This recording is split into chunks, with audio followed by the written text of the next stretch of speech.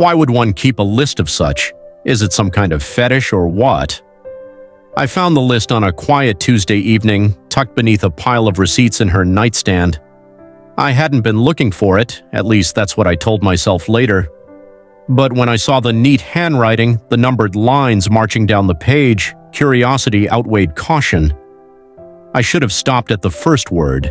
The delivery guy, your coworker, my personal trainer, the guy from the coffee shop, the neighbor, the bartender at the resort, the musician at the wedding, the friend you introduced me to, the stranger on the flight, the mechanic, the lifeguard, the guy who fixed the Wi-Fi, the realtor, the photographer, the runner at the park, the guy at the gym, the artist from the gallery, the man who sold me the car, the teacher from yoga, you. The list fell from my hands, landing softly on the carpet. At first, my mind refused to make sense of it. These weren't objects or memories or fragments of her life. These were men, 20 men. I stared at the list, hoping the words would rearrange themselves, turn into something innocent. But no matter how many times I blinked, the truth stayed the same. I was the 20th. The sound of the front door closing snapped me out of my trance. Emily was home. I barely had time to shove the list back into the drawer before she appeared in the doorway, her face lighting up when she saw me. "Hey, babe," she said, dropping her bag on the floor. "How was your day?" I couldn't answer. My mouth felt dry, my thoughts racing too fast to form words. "You okay?" she asked, her smile faltering. I nodded, forcing myself to return her gaze. "Yeah, fine." "Good." She leaned in to kiss me, and I caught the faint scent of her perfume. The same perfume she'd worn on our wedding day, the same perfume I now wondered if she'd worn for someone else. That night, I lay awake beside her, staring at the ceiling. She slept soundly, her breath slow and even, while my mind replayed the list over and over. I thought about the delivery guy who always smiled a little too long when he handed her packages, the neighbor who'd lingered in our driveway that summer evening, chatting with her long after I'd gone inside, the coworker who'd once joked that Emily was too pretty for me. Had I been blind, or had she been that good at hiding it? The next morning, I couldn't stay silent. "Emily," I said over breakfast, my voice sharper than I intended. She looked up from her coffee, her brow furrowing. "What's wrong?" I found the list. Her face went pale, the color draining so quickly it was as if I'd struck her. "What list?" she asked, though the tremor in her voice told me she already knew. "The one in your drawer? The one with 20 names, 20 men." Her mug slipped from her hand, shattering against the floor. For a moment, neither of us spoke. The only sound was the slow drip of coffee pooling on the tiles. "Why were you going through my stuff?" she asked, her voice shaking. "That's your defense," I snapped. "You wrote down every man you've slept with while we've been married, and you're mad that I found it?" She stood abruptly, her chair scraping against the floor. "You don't understand." "Then explain it to me," I shouted, my hands gripping the edge of the table. "Explain why I'm number 20, why I'm on a list with the delivery guy and some random bartender." Her lip quivered, but she didn't cry. She just stared at me, her eyes filled with something I couldn't decipher. Guilt, shame, defiance. "I didn't mean for you to see that," she said finally. "Why did you write it?" "Because I had to." "That's not an answer." She looked away, her hands clenching into fists at her sides. "I wrote it because I needed to face the truth, to see it all laid out in front of me." "And what truth is that?" I demanded. "That I've been selfish," she said, her voice barely above a whisper.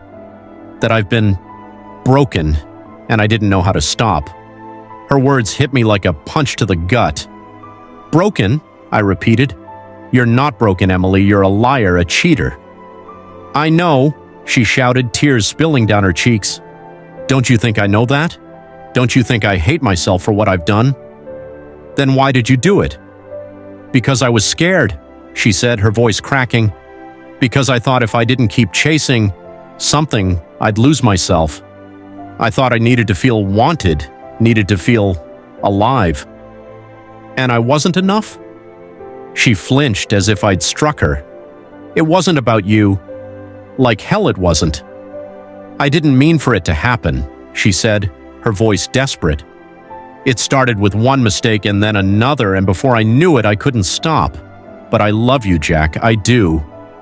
Her confession hung in the air, heavy and suffocating. You love me? I said, laughing bitterly. You have a hell of a way of showing it. I know I've hurt you, she said, stepping closer. But I want to fix this. I want to fix us. How? I asked, my voice hollow. How do you come back from something like this? She didn't have an answer. The days that followed were a blur. I stayed in the house, but we barely spoke. She gave me space, though I could feel her watching me, waiting for some sign of forgiveness. But forgiveness didn't come. Instead, I replayed every moment of our marriage, every smile, every kiss, every promise she'd made. And I wondered how many of those moments had been real. I thought about leaving, packing a bag, walking out the door and never looking back. But something held me in place. Was it love, or just the stubborn hope that the woman I'd fallen in love with still existed beneath the lies? One night as I lay awake in the dark, Emily spoke. I want to go to therapy, she said. I didn't respond. I know I've ruined everything, she continued, but I need to understand why I did this. I need to fix myself, even if it's too late for us. For the first time in weeks, I turned to face her. I don't know if I can ever forgive you, I said. Tears welled in her eyes, but she nodded. I understand. But I want to know the truth, I added. All of it, no more secrets. She hesitated, then nodded again. The road ahead was long and uncertain. Trust was shattered, and the love we'd once shared felt like a distant memory. But as I listened to her pour out her heart, confessing her sins and confronting her demons, I realized that the choice to stay or leave wasn't just about her, it was about me. And as much as I hated what she'd done, I wasn't ready to give up on the life we'd built. Not yet. As I sit here staring at the wreckage of what I thought was an unshakable marriage, I find myself wondering, if you were in my place, what would you do? Could you forgive the person you love for breaking every promise they made? For betraying you in the most intimate way possible? Or would you walk away, leaving behind the memories, the dreams, the years you spent building a life together? Tell me, what is love worth when trust is gone?